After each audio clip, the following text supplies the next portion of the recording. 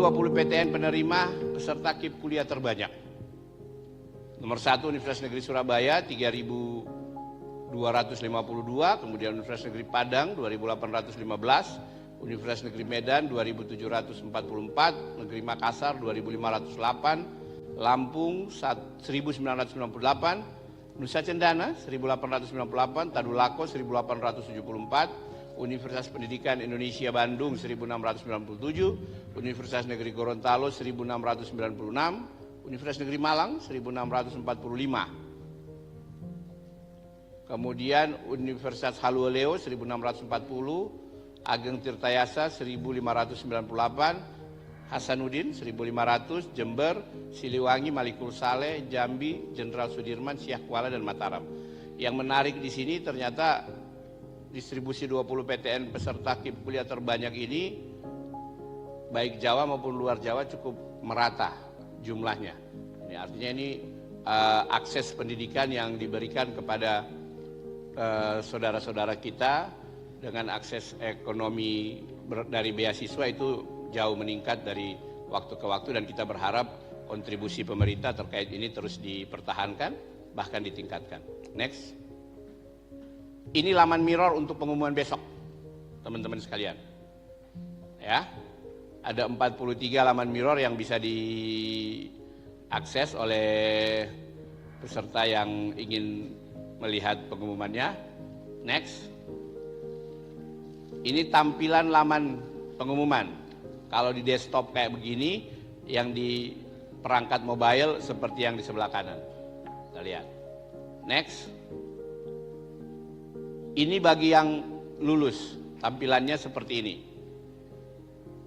Contoh nih, pengumuman hasil seleksi SNMPTN Satria Nusantara Pratama, PTN Institut Teknologi 10 November Teknik Informatika. Gitu. Ini prodinya Prof. Arif ya. Contohnya ini prodinya Prof. Arif ya. Diberikan contoh nih. Ya ini contoh, kalau yang lulus seperti ini, teman-teman sekalian. Next. Kemudian ini tampilan peserta yang lulus dari KIP kuliah. Seperti ini. Ya. Next. Ini tampilan laman buat peserta bukan tidak lulus, tapi kita berharap untuk jangan putus asa dan tetap semangat. Ya. Jadi tetap kita mintakan dia untuk jangan putus asa dan tetap semangat. Gitu. Karena sekali lagi kuotanya memang terbatas di PTN, makanya memang harus ada yang diterima, ada yang belum terterima. Tetapi sekali lagi masih ada jalur lainnya. Jadi jangan putus asa dan tetap semangat, karena sebagaimana penyampaian Pak Menteri tadi, kita masih punya jalur mandiri dan juga kita masih punya prodi-prodi di PTS yang kualitasnya juga terus membaik dari waktu ke waktu. Next. Oke. Ini perlu juga kami informasikan sedikit ya. Mungkin kan ini ditunggu ya oleh teman-teman ya. Terkait yang disampaikan Pak Menteri tadi terkait dengan kecurangan, Ibu Bapak sekalian. Sebagaimana yang kita sampaikan sebelumnya, bahwasanya model kecurangan itu yang dilakukan adalah satu, berusaha untuk mengambil soal dengan berbagai macam cara.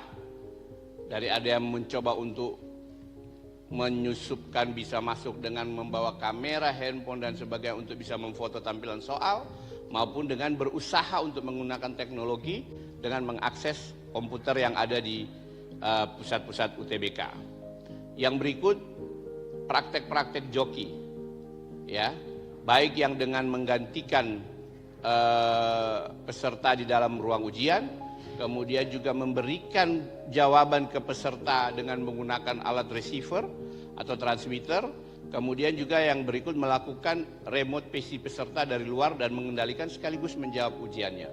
Dan ini semua alhamdulillah bisa kita antisipasi karena memang kita sudah melakukan mitigasi sejak sebelum, saat UTBK dan bahkan sesudahnya. Next. Ini analisis tindak lanjut yang kita lakukan, Ibu Bapak. Jadi sebagaimana penjelasan kami sebelumnya terkait dengan mitigasi sebelum ujian, kemudian saat ujian di lokasi UTBK maupun setelah ujian. Ya. Dari data anomali yang kita dapatkan itu terus kita tindak lanjuti menggunakan sarana pengamanan, dan juga yang tidak kalah penting kita melakukan face recognition pada foto peserta dan analisis kesamaan jawaban. Ya, kemudian memberikan sanksi kepada peserta yang melakukan kecurangan, melaporkan ke kepolisian untuk tingkat kecurangan yang terjadi. Bahkan di beberapa pusat UTBK itu sudah ada yang diproses di kepolisian dan bahkan saat ini sudah ditahan. Ya, ini perlu kami informasikan dan memang kita tidak mentolerir sebagaimana yang disampaikan oleh Pak Menteri tadi. Bagi seluruh peserta yang terbukti menggunakan upaya-upaya curang, itu sudah kita diskualifikasi. Bukan yang hanya ditemukan pada saat UTBK, bahkan setelah pelaksanaan UTBK. Karena kami sudah memiliki standar terkait soal yang disusun, penilaian jawabannya, scoringnya, dan terkait sistem yang mana kita bisa menilai. Bahkan ada yang tadi disampaikan bahwasanya terstruktur, itu bisa terlihat dari koneksitas jawaban antara meskipun para peserta berada di pusat UTBK yang berbeda. Dan alhamdulillah berkat kerja keras teman-teman panitia semua bekerja sama dan berkoordinasi terus dengan teman-teman di pusat UTBK, kecurangan-kecurangan ini bisa kita antisipasi sehingga tidak merugikan hak-hak dari peserta yang sudah berjuang sebagaimana mestinya. Dan kita tidak akan berhenti sampai di sini, Ibu Bapak sekalian. Gitu. Kita terus akan melakukan deteksi kecurangan ini sampai diproses daftar ulang di masing-masing perguruan tinggi negeri yang sudah menyatakan penerimaan.